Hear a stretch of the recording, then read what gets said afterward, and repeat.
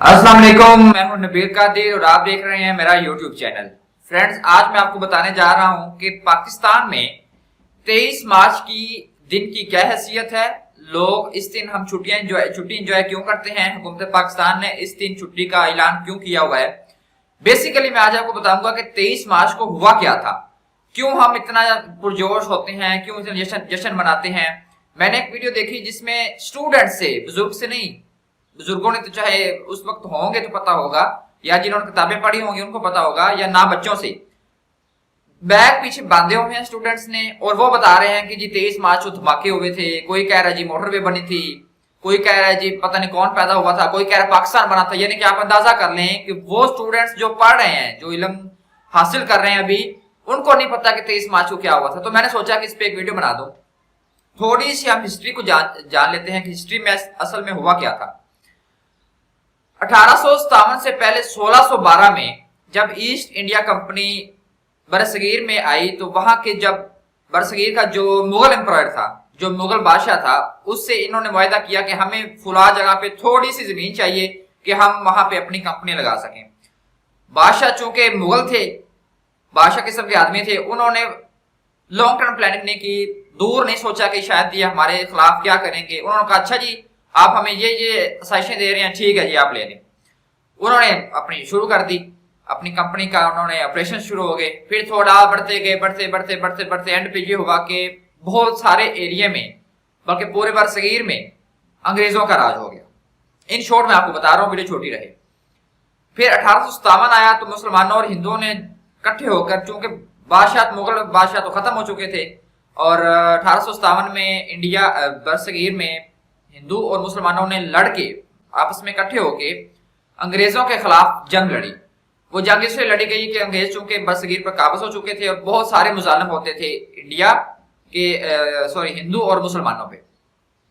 तो अब हुआ ये कि जंग हुई और जंग हार गए। हिंदू मुस्लिम इकट्ठे थे लेकिन फिर भी हार गए, चूंकि अंग्रेजों के पास पूरी पावर थी और उनके पास जदीद किस्म के हथियार वगैरह थे उस वक्त के। फिर अंग्रेजों ने ऐसी जुल्म की दास्तान शुरू की कि तबाही मचा दी, इतना जुल्म सितम किया, इतना कत्लेआम हुआ, आप अंदाजा नहीं कर सकते। आप हिस्ट्री उठा के देखें, आपको अंदाजा होगा मिलियंस में लोग शहीद किए गए और कत्ल किए गए। फिर 1857 में, ये 1857 के बाद का एक बहुत ही आप कह सकते हैं खतरनाक किस्म का करियर है बरसगीर का। बहुत सारे जुल्म हुए। 1876 में कायद आज़म मोहम्मद अली जिन्ना की पैदाइश हुई। उस वक्त तकरीबन 20 साल 19 साल का वक्फा गुजर चुका था मुजालिम का, या 15-16 जितने भी साल बनते हैं। वो जब वो पैदा हुए तो उन्होंने जब जवानी में या लड़कपन में उन्होंने थोड़ा सा अपने करियर को भी संभाला और देखा कि बहुत जुल्म हो रहा है, तो उन्होंने ऑल इंडिया मुस्लिम लीग या किसी भी एक पार्टी का उन्होंने इनकाद रखा और मुसलमानों को इकट्ठा किया। और पहले वो हिंदुओं को भी इकट्ठा करके चलते थे कि जी हम दोनों इकट्ठे होकर अंग्रेजों के खिलाफ लड़ते हैं। लेकिन जब उन्होंने ये देखा कि हिंदू जो हैं वो भी अंग्रेजों के साथ ही हैं, साथ मिलकर मुसलमानों को बेइज्जत करते हैं, इनकी इज्जतों में हमला करते हैं, इनकी मालो दौलत लूटते हैं, इनको सरकारी नौकरियों में जगह नहीं मिलती, तो कोई कोटा नहीं है इनके लिए खास, तो इन्होंने फिर अलग होकर मुसलमानों के लिए एक अलग से पार्टी बनाई और सारे हिंदुओं के खिलाफ और अंग्रेजों के खिलाफ हो गए। फिर हुआ, बेसिकली मैं आपको बताना चाह रहा हूँ हिस्ट्री में हुआ क्या है। फिर उन्होंने 14 निकाह दी 1928 में, फिर एक तहरीक खिलाफत चली, बहुत सारा प्रोसेस चलता रहा। फिर आया 23 मार्च 1940। 23 मार्च 1940 वो वाहिद दिन था जब पाकिस्तान बनने की एक ऑथेंटिक उन्होंने रखी बुनियाद कि जी इस दिन उन्होंने करारदाद पाकिस्तान पेश की थी। एक अब्दुल हक जो भी उनका नाम था, उन्होंने करारदाद पेश की और अंग्रेजों ने और हिंदुओं ने मजाकन कहा कि जी करारदाद लाहौर है, चूंकि मंटू पार्क लाहौर में हुई थी, मीनार पाकिस्तान में, तो इन्होंने कहा कि जी करारदाद लाहौर है, लाहौर में हुई है, 400-500 जितने भी आदमी हैं तो ये क्या कर सकते हैं कि इसको, उन्होंने मजाक में करारदाद लाहौर कह दिया। और फिर तहरीक गवाह है कि कायद आज़म ने और इनके दोस्तों ने अनथक मेहनत की, जिसमें लामा इकबाल तो जाहिर नहीं थे, कुछ मैंने वीडियोस देखी, वो कहते हैं कि जी 1940 में अपना कायद आज़म भी इनके साथ थे, तो वो तो 1938 में उनकी वफात हो गई थी। तो खैर 1940 के बाद 1947 तक की ये 7 साल मुल्क को बनाने के इंतहाई अहम थे।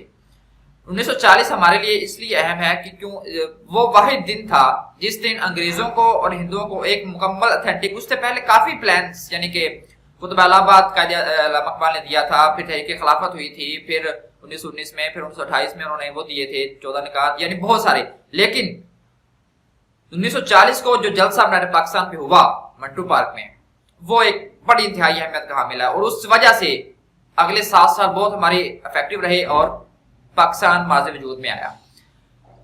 23 مارچ 1940 کی اس لیے ہم خوشی مناتے ہیں کہ اگر وہ دن نہ ہوتا یا وہ قرارداد نہ لائی جاتی تو ہو سکتا تھا کہ ابھی پاکستان نہ بنتا۔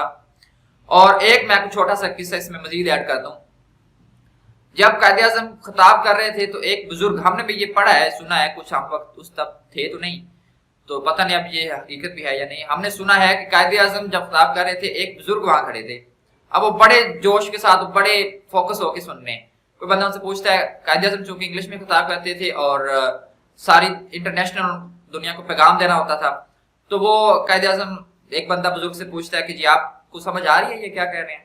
وہ کہتے ہیں نہیں مجھے سمجھ تو نہیں آ رہی، لیکن یہ جو کہہ رہا ہے بندہ یہ صحیح کہہ رہا ہے۔